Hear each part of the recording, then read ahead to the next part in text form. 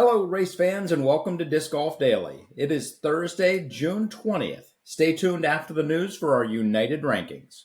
We are the podcast to get you caught up with disc golf news and growth in about 10 minutes. Listen to us. You don't need to listen to anybody else, but you can if you want. We're just here to save you time. Our number one news story of the day, the Preserve starts tomorrow. The Airborne Disc Golf Preserve is the brainchild of touring professional Cale Leviska. Featuring 2 disc golf courses, the championship layout will challenge every touring professional. They've got rolling hills, wooded fairways, plenty of water. This course will be an absolute treat to watch on Disc Golf Network, and that's what I'll be doing this weekend. On the men's side, I am picking Gannon Buhr, Kyle Klein, and Gavin Babcock to do well. Kyle is due. He's from that region. Going home, he's going to do great. Gavin Babcock's been playing very well. He's also from that general region. And Gannon Buhr, if he's on, he's unstoppable. As a treat to everybody, Simon Lizotte, welcome back. After baby number 2, welcome Mia into the world. Most of the players are well rested. The fans in Minnesota are some of the best. This should be a battle worth the wait. On the women's side, it's going to be a battle of controlled distance. I'm expecting Paige Pierce, Owen Scoggins, and Rebecca Cox to do well at the Preserve. And now that I think about it, I think Holland Handley is going to do well too. I might replace Owen with Holland. This is a really long course. It comes in at over 10,000 feet for the men and 9,000 feet for the women. There is plenty of golf to play on the Black Bear, complete with 3 par 5s for the men, 2 for the women, including the finishing hole in both divisions. This one won't be over until the par 5, 18th, is in the books. And our number 2 news story of the day, UDisc's Release Point blog, Disc Golf Practice from Trial and Error to Tech Disc.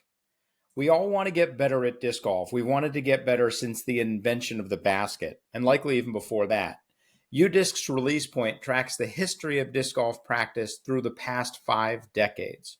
From the early books and magazines featuring John Houck and others, the official Frisbee Handbook and Frisbee World magazine, to the early VHS tapes featuring Crazy John Brooks and more, to the DVDs and the PDGA cataloging the early World Championships, and finally to the launch of YouTube in 2005.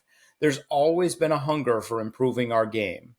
Jump to today, and we not only have paid subscription video lessons like Powered Disc Golf Academy and Pulsea, as well as a multitude of form and practice YouTube channels. Now we also have in-person instruction, sometimes with video form review, and dedicated spaces to focus on improvement. And then along comes Tech Disc. UDisc closes the article with a great conversation about how Tech Disc has truly changed the way we can practice and improve with instant data feedback. It's been a long and wonderful road. I've been playing since the 80s and have honestly never gone to a field to practice throwing discs. With Tech Disc, I actually would go sit in the basement and throw into a net. The only practice I've ever gotten has been playing the game. I might have spent a week trying to learn how to putt, but quickly grew bored of it. I kind of envy all the newer players who are coming into the sport and see it for what it is, a sport. And when you are playing a sport, practice makes perfect. Thank you, UDisc, for a great write-up.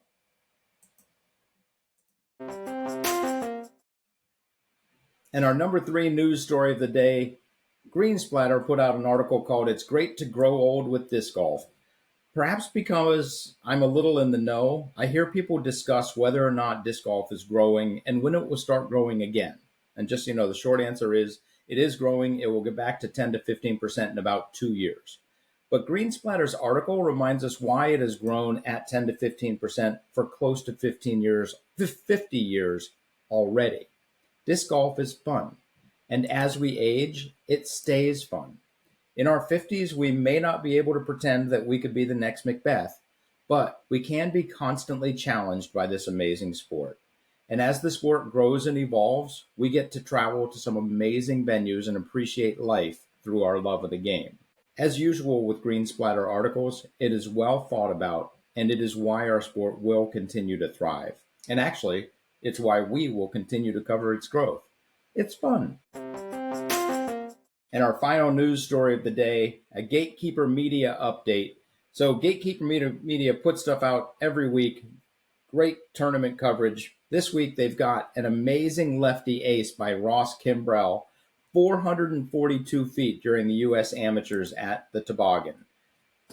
PDGA Pro Masters doubles. They've got the front nine and back nine both already published. And they have an 18-hole Maple Hill Challenge on Disc Golf Valley. Super fun to watch. And it's fun seeing somebody play Disc Golf Valley and get better at it as they go along. Subscribe and tune in today to watch all of Gatekeeper's great coverage. All right, let's figure out who's number one. We take our ranking system, Statmando's rankings, Statmando's power rankings, the Pro Tour standings, and the PDGA rankings. We mash them all together, and we figure out who really is number one. And right now, Gannon Buhr has maintained his spot at number one. Calvin Heimburg is number two. Ricky Wysocki is number three. How is Ricky always one of the top players in the world? On the women's side, we do the exact same thing. Kristen Tatar is still number one. We can't wait for her to come back. Owen Scoggins is number two. Evelina Salonen is number three, followed very closely by Holland Handley.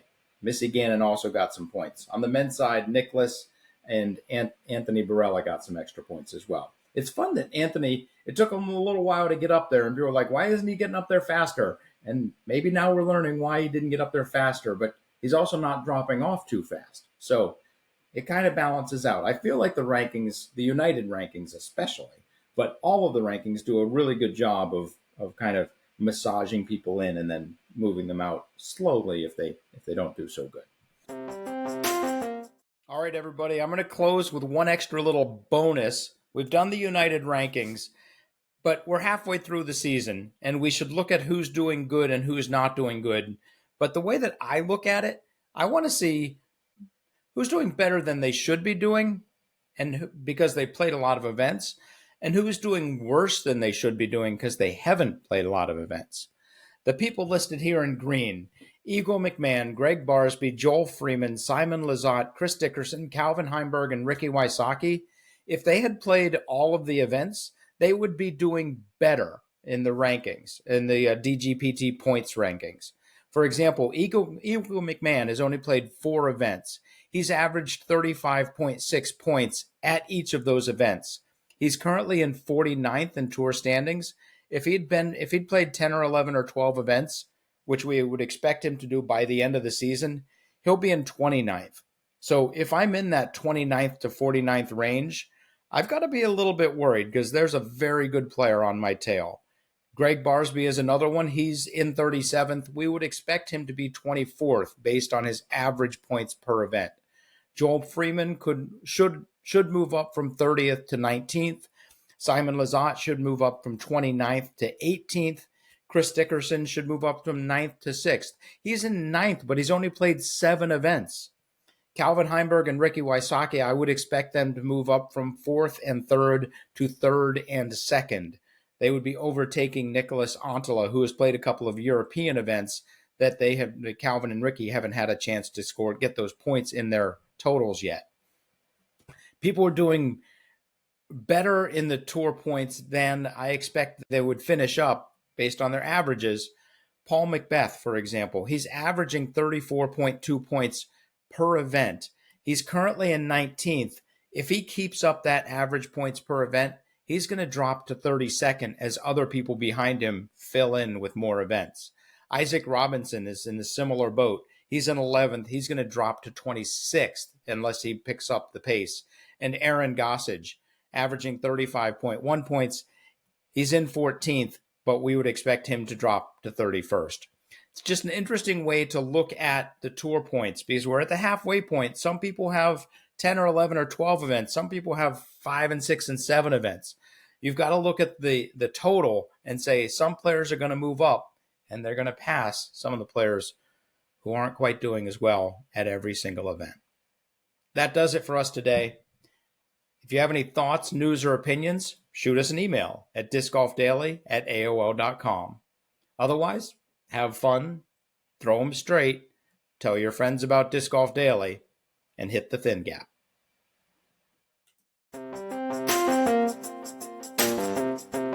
Thank you so much for watching.